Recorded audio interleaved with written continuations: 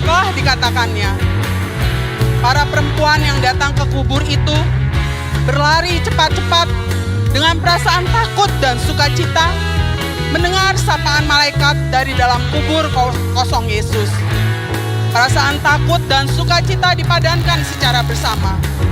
Itu menandakan dua sisi kehidupan.